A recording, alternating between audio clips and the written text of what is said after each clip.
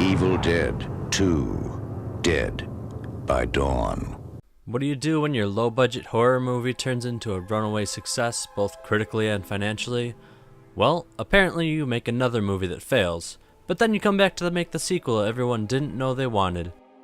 The first Evil Dead was a good, albeit cliché horror movie with the tinges of low budget that people now spend a ton of money to try and recreate with movies like Sharknado and Snakes on a Plane. It practically created, or at least popularized, the so bad it's good genre. Evil Dead 2 took refuge in audacity and went full out, practically turning it into a comedy parody of itself. Evil Dead 2 is still a horror movie, but it's vastly different from the first. Where the first was unintentionally funny for the most part with a few dark humor moments, Dead 2 fully embraces the insanity. Beginning with a hard and fast reboot of the entire first movie, it sets the tone for the rest of the plot. You know that it's going to be different, and probably more than a little bizarre. It's one of the few sequels that not only is better than the first, but completely overshadows it.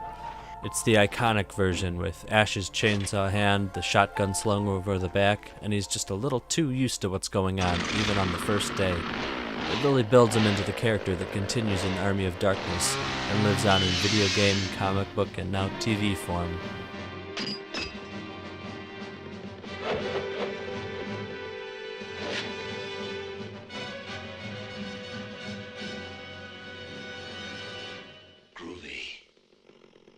The show's great, by the way. It's actually a strong contender for the best part of the entire franchise. Anyway, Evil Dead 2 is very well written, retconning the entire first movie into about 5 minutes while leaving a few in-jokes that tie into things that never technically happened.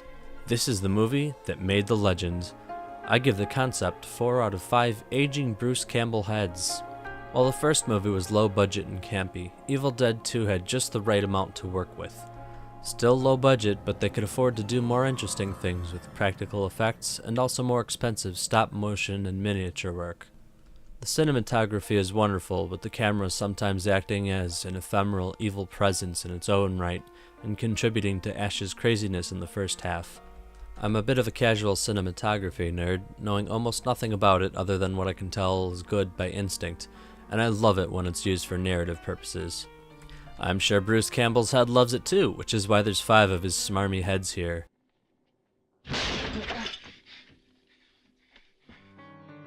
While it's still a horror movie, Evil Dead 2 is not really that scary. It's gory for sure, so much in fact that it was rated NC-17 at the time of release. Of course, that was almost 30 years ago, and the average slasher movie now is much gorier. Still, there's parts that are grotesque in their showcasing, and the body horror gives it some cringe points. Ash's fight against his own hand has him stabbing it, cutting it off with a chainsaw, and more. All of these provoke such a visceral reaction that you can't help but cringe. And nothing really comes of it but the thought of what would happen if you were forced to eat a zombie eyeball. Ugh. Judging this as a horror movie, it gets 2.5 of those old heads. In the end, it's this weird balance of horror and comedy. Just the right amount of budget, a highly skilled effects crew, and a general self-awareness of what weird genre fusion they were making that makes this such a classic. It's not so good it's bad, it's so balanced it's spot on. They've got exactly what they were trying to make, and that's amazing. It's hard to do in any art form, but here's a shining example of a perfect success story. And probably what you get when your careers are on the line and it's a matter of go big or go home.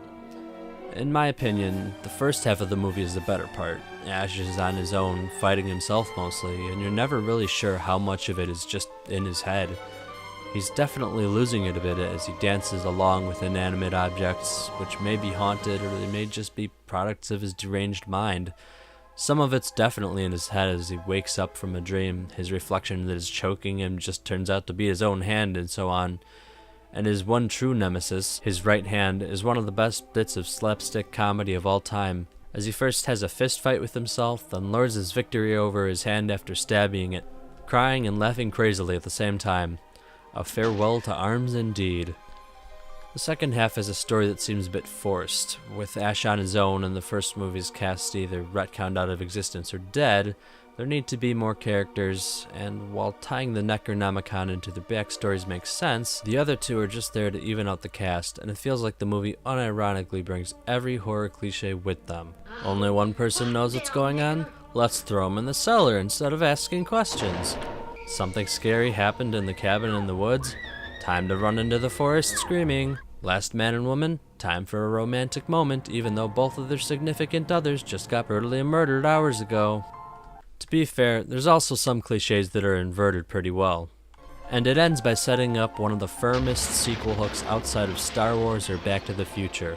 For a movie that barely got made in the first place, and with no certainty that a third would come, it was a huge part of the budget that was only about a minute of footage. It turned out to be a great decision in the end though, because Army of Darkness was an awesome action movie. Overall, I give Evil Dead 2 4 out of 5 Bruce Campbell heads. It's the iconic movie that truly started a franchise I love, with the chainsaw arm and the shoulder holstered shotgun, soon to be a boomstick, and set up the rest of what is now a great ongoing series. Check it out if you haven't. Groovy. If you liked this video, use your non-evil hand to give it a thumbs up. Next week I'll be reviewing the Hitchcock movie Rear Window, and starting of a let's read, I guess, of a short but terrifying visual novel called Phenomeno.